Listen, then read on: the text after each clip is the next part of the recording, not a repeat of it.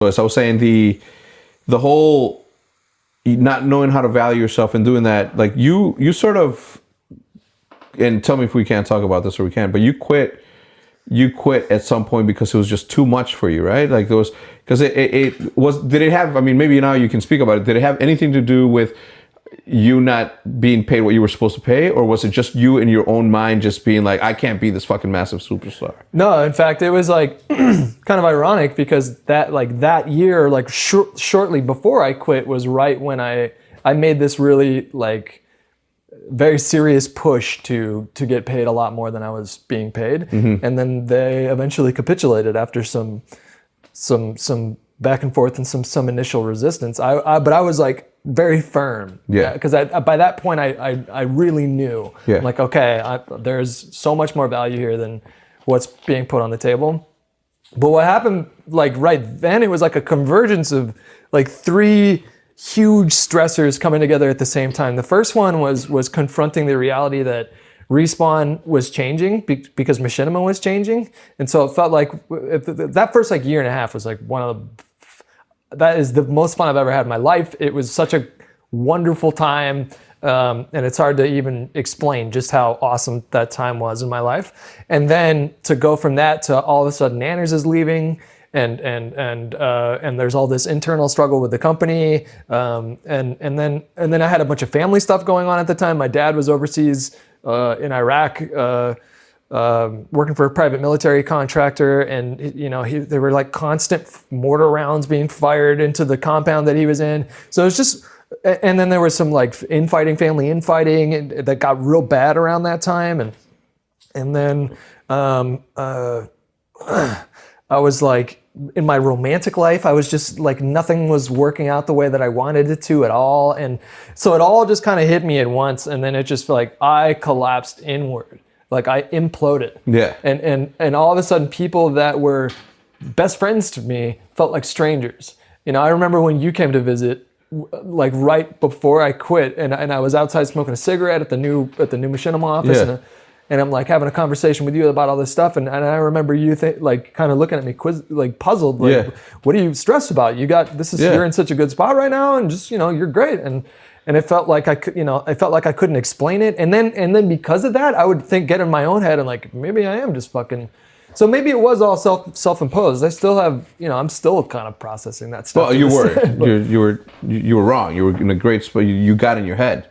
Well, I mean, like externally I was in a really great spot, but just like I said, all these other things came together at the same time, and sometimes you just need to fucking break. Like sometimes you just need to dip and be around people that you trust and sort of get your bearings again. So I don't regret taking off the way that I did at all.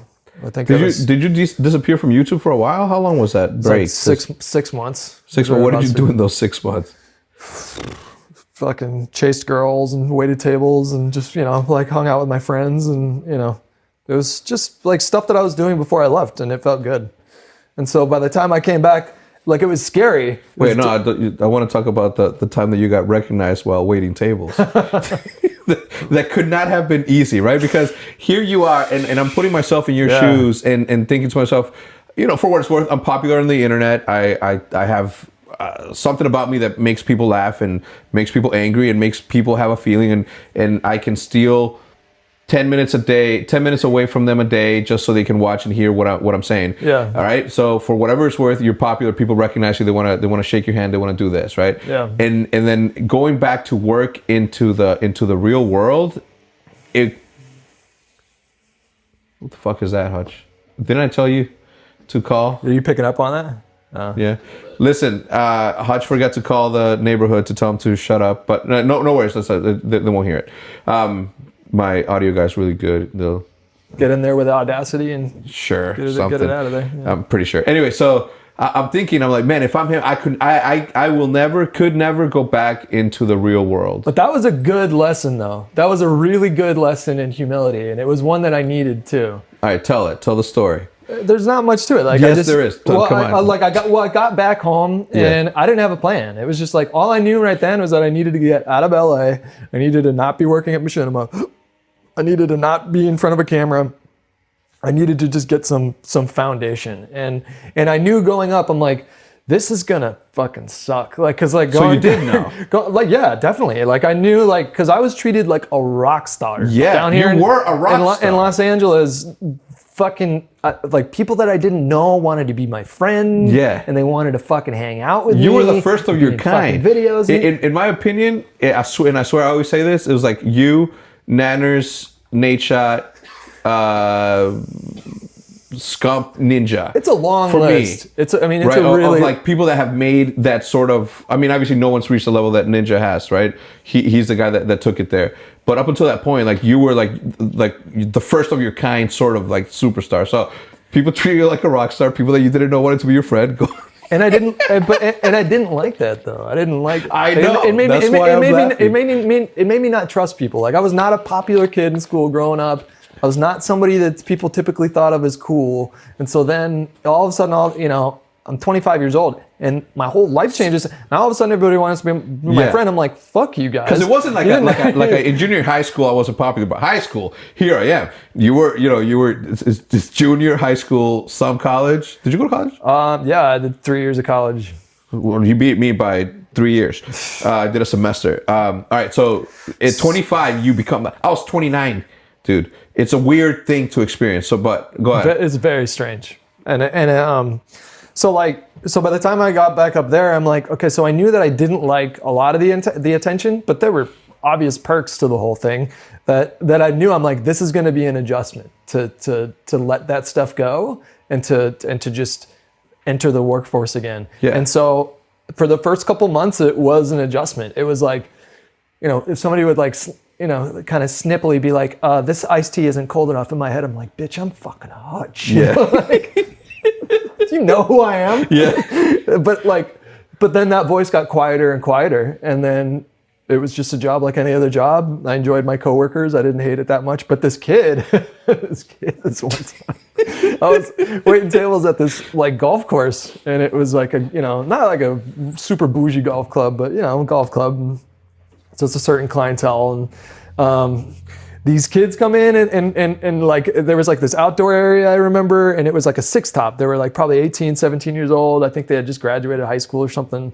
And they're all looking at me and they're all kind of snickering and stuff. Or not snickering, like that's how I took it because I was like, But I knew what was going on as soon as it was happening. I was like, oh God. It happened a few times, but this one was like, so this kid walks up and he goes, dude, aren't you Hutch? And I was like, yeah, man. Yeah. Like my name tag. Like, I used to be. Last year I was. I hung the cowl up, yeah. And he goes, aren't you Hutch? I'm like, yeah. And he goes, dude, what are you doing here? And why are you shooting a video? Why are you doing what you're doing? Is this a social experiment or something? Yeah. But no, he just looked at me and so like I had to, I wanted to tell him to go fuck himself, but like it was a valid question at the same time. And yeah. And so, yeah, it was but that was a good lesson in humility. It really was. Why? Because I don't think that your personality or how you see yourself or how you see the world should be propped up by something as superficial as what other people think about you. Yeah. I just don't think that that's healthy in the long run. Mm-hmm. You can, that's going to work for a while, Yeah. that might, it worked for me for a while. And I built an identity off of that and I'm going to be this brand new person and that sort of thing. But after a while, I just felt like I did not know myself anymore. I didn't like the person that I thought I was becoming. And so it was good. I really value that time of going back and readjusting to things. You can't. It is an impossible thing. And this is what I love about the gaming community and the way that we have treated people who were once popular on the internet that have been able to transition, when their time's done for whatever reason, whether they want to step away from the limelight or whatever, that they've been able to go back into civilian life. Sort of, but in gaming still, to where if you go to work, and just Hutch, oh, that's Hutch. We're in the same industry, sort of, whatever. I'm a fan, whatever, like that sort of thing. Instead of like going out into the real world and then experiencing something like that, Then I didn't know how you did it. Afterwards, I didn't know how you did it. To this day, I don't know how you were able. Well, obviously, you came back, thank God.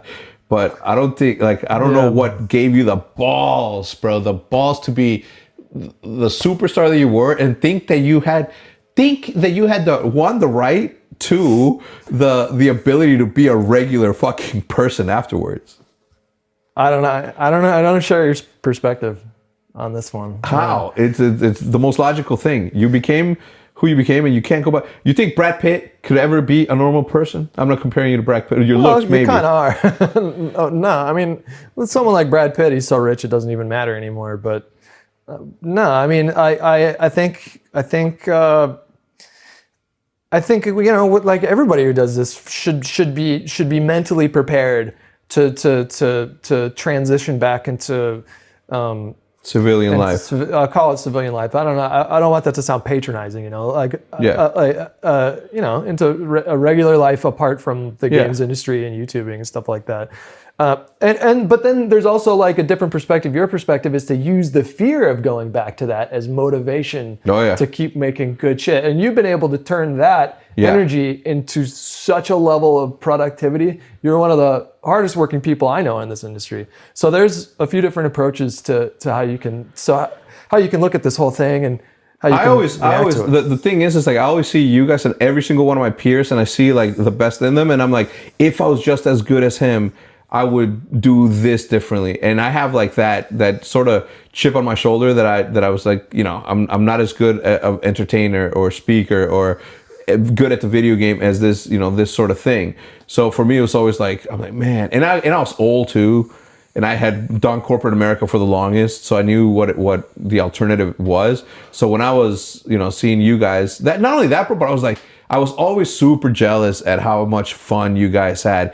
And I knew that you guys were having fun because of Wood. Yeah, the real moments. Yeah. Because and I'm so glad that he left that laughter in there, because it really translated just like everything that you guys it made us, the viewers, like feel how much fun you guys were having. Yeah, like, Wood was like an avatar for the viewer. You know? Like the viewer could identify with him laughing. And all those times where we would be laughing like that, there were genuine tears from